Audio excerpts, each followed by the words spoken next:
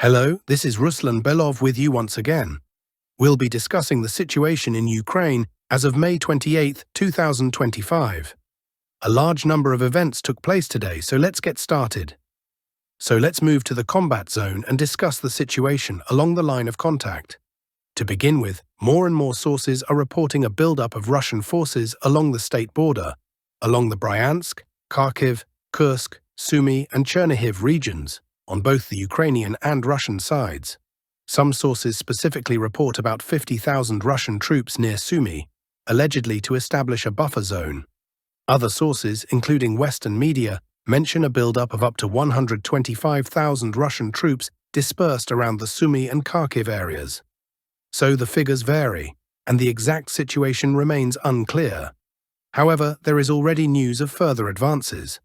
Let's begin with the Sumy sector of the front. Today, as you can see, there are many geolocations. According to the Russian Ministry of Defense, the Russian armed forces have taken full control of the settlement of Konstantinovka. This is a new settlement in a relatively new direction. It's not the classic route along Highway N07 towards the city of Sumy. This area can probably be referred to as the Khotin direction. Again, this is part of a broader offensive toward the northern outskirts of Sumy, but rather than coming from the northeast, it's coming directly from the north. If Russian forces push south toward Khotin, their goal remains the same: to take control of Highway N07, which is used by Ukrainian forces to maintain logistics and combat capabilities near the border with Russia's Kursk region. There are also reports today about the clearing of the village of Vodolaki. Information about this village was shared by various pro-Russian experts and sources, though it has not yet been confirmed by the Russian Ministry of Defense. At the same time, Russian forces continue to publish footage of strikes on Ukrainian positions.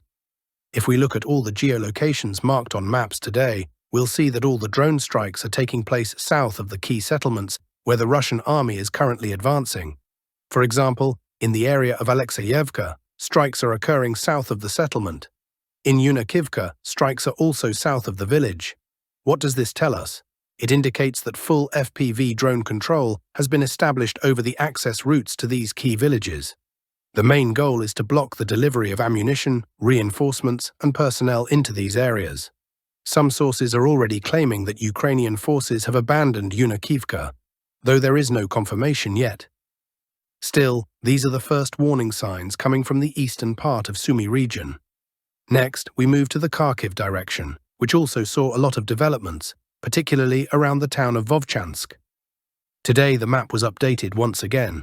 Let me remind you that yesterday there was a lot of footage showing strikes, especially from the southern part of northern Vovchansk. We previously marked a significant number of drone strikes on Russian positions there. Today, additional cartographers have updated the map with new frontline corrections, though still without confirmed geolocations. There's another marked area around the Vovchansk aggregate plant, as well as small updates near Metalista Street and Zareknaya Street. Moreover, some pro-Russian sources are already declaring the battle for northern Vovchansk over. According to certain pro-Russian analysts, the northern part of the town is now fully under Russian control. There's still no news about further Russian advances, but we are waiting as FPV drone activity and strike intensity in the southern part of Vovchansk is clearly increasing. It seems that Russian forces may soon attempt a pincer movement on southern Vovchansk.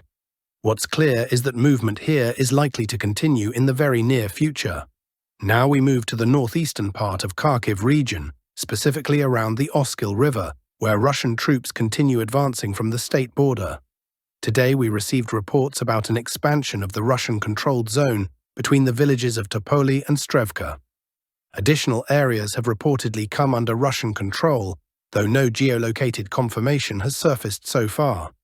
To summarize, by the end of May 28, 2025, this border pocket appears to have been cleared, including the village of Strevka. The Russian Ministry of Defense has not confirmed this yet, so we await further updates, possibly an official statement soon. Now let's move to the Kupiansk sector of the front. Here, the situation remains unchanged. Russian FAB bombs and aviation continue operations. New materials were published today showing the gradual siege of Kupiansk. Airstrikes are targeting temporary Ukrainian troop positions. particularly those housing FPV drone operators, which are currently a top priority for all units. And finally, we arrive at the most important sector of the front, the Konstantinovka direction, where the Russian army is advancing from the east, south, and southwest. We'll begin today with the Chasiv Yar sector. For the first time in a long while, objective control footage has been published showing a series of FPV drone strikes by Ukraine's 24th Mechanized Brigade on the forward positions of Russian troops. Based on this footage, we've made some minor updates in the central part of Vovchansk, as well as slightly southward toward the Shevchenko residential area. These are the adjustments and updated zones we can currently observe. In other words, we can see that combat activity has resumed. Today, a number of articles were also published regarding the fighting in this sector of the front. Many experts with connections to the area report that overall, the advance of the Russian army has become significantly easier following months of intense and, let's say, fierce fighting. There's also information that Russian forces managed to push westward from the village of Kryhorivka, effectively capturing the last forested area and the final stronghold of Ukraine's 56th Motorized Infantry Brigade on this section of the front, on this side of the Siversky-Donetsk-Donbass Canal. Apparently, in the near future, we can expect an attempt to cross the canal itself and expand the control zone toward villages such as Maiske and Markova, with the goal of increasing the Russian bridgehead on the Ukrainian side of the canal. Next, moving slightly southward toward the southern pocket along the Siversky-Donetsk-Donbass Canal, we also see some minor adjustments reported by the Russian armed forces, along with strikes on Ukrainian forward positions in the areas of Nelipivka, Plishchiyivka, Ivanopilia, and Oleksandr Shultsin. Russian drones are operating actively in this sector. Today, we are likely seeing the lowest rate of Russian advances since the beginning of May. Throughout May, we've made extensive map updates in this area, massive adjustments, not based on speculation, but on geolocated footage and objective control evidence. But today we're witnessing the smallest changes. It's hard to say exactly why, but it's likely because the Ukrainian side has deployed a significant number of reinforcements and reserves to this part of the front. Just yesterday, several sources reported the redeployment of units from Ukraine's 44th, 82nd, and 36th Brigades to this area. And this likely won't be the last wave of reinforcements Syrsky sends here in an effort to stabilize the situation. There's a strong possibility that today's minimal progress is directly related to the arrival of fresh Ukrainian reserves, which are now acting like a firefighting team, trying to stabilize the front line. As of today, no new map adjustments have been made, none in the Klebenbeek pocket. Only pro-Ukrainian cartographers confirmed the loss of Stara Mykolaiivka. Strikes are being carried out on the bottleneck of the pocket using Solntsepiok flamethrower systems, but there's still no confirmed news on whether the Russian army managed to cut off this salient. It's possible that Ukrainian reinforcements have arrived and managed to stabilize the area to allow Ukrainian units to withdraw from the encirclement. Further west, toward the N32 highway, the situation is similar. Pro-Ukrainian sources confirm some advances, but there have been no new updates in the western part of Yablunivka or toward Poltavka or Oscill Yar. The front has effectively stalled for at least 24 hours. It appears this pause was an intentional decision by Russian command, likely to assess the current situation, what kind of regrouping is happening, what forces Ukraine has brought in. Right now, they're conducting a very rapid analysis, which won't take long, maybe a day at most, after which we may see missile strikes by Iskanders on Ukrainian positions here, or Tornado S systems targeting the fresh reserves. Following that, the Russian army will likely resume its offensive. To reiterate, there have been no map updates. The only minor correction is in the pocket between Malinivka, Yelizavetivka, and Mirolyubivka. Based on objective control footage, we can observe Russian assault troops advancing toward this network of Ukrainian strongpoints. Ukrainian forces appear to be partially encircled here, or even trapped in a small pocket. We can see Russian assault troops gradually tightening the noose around these Ukrainian units. This is the only correction near Yelizavetivka. Moreover, as you can see, we're updating the grey zone. Previously, this area was considered a grey zone. Now we have visual evidence confirming the presence of Russian troops, possibly not a recent development, but still important. So we're waiting and watching to see what happens next. Also today, a new series of FPV drone strike videos was released, filmed near Dobropilya. This is a key logistical hub for the Ukrainian armed forces, linking the Pokrovsk agglomeration with the Sloviansk-Kostiantynivka agglomeration.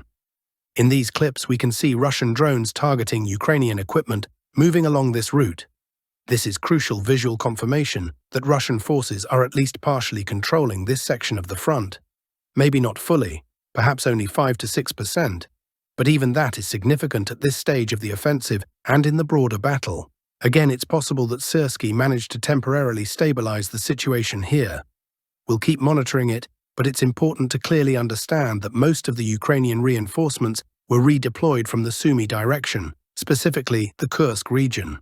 Today, it's possible that the village of Kostiantynivka changed hands without any resistance, simply because most combat-ready Ukrainian forces were shifted to Pokrovsk.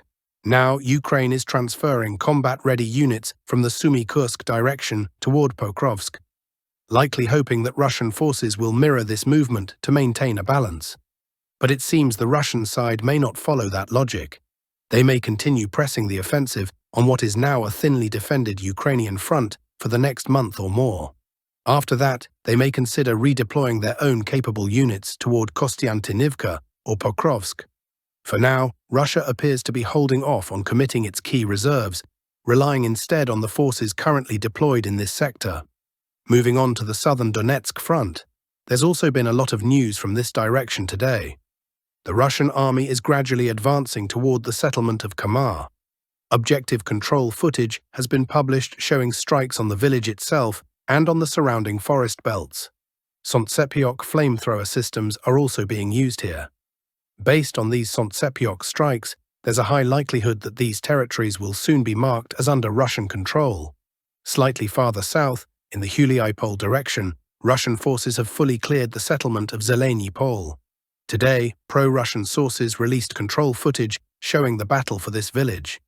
In the final frames, we can see the spot where Russian troops raised the Russian flag, in the northwestern part of the village. Based on this footage, we're updating the map accordingly. We're now marking nearly all the territory between Novoselka and Zeleny Pol as Russian-controlled, as well as the northwest section of Zeleny Pol itself. There's no doubt the battle for the village is over. Most likely, in the next 24 to 48 hours, we'll get confirmation of the clearing of the village of Novopil, after which the Russian army will begin assaulting the next village, Temirivka, then Novoivanivka, and then Uspenivka. This is a key point in the offensive toward Huliaipol, because once Uspenivka is reached, the broader battle to encircle and trap Huliaipol will begin. Everything is now unfolding according to this scenario. As for the Zaporizhia direction, there are no significant changes. However, one key development is that Western analysts, based on satellite imagery, have determined that Russia plans to connect the Zaporizhia nuclear power plant to the Russian power grid in the near future. This is essentially a response to Trump and the Americans, who had proposed external control and oversight of the plant. It now appears that such a plan will not be implemented. That's all for today's update. If you found this information useful, don't forget to like, share, and subscribe to stay informed about the latest developments. Thanks for watching, and see you in the next report. Stay safe.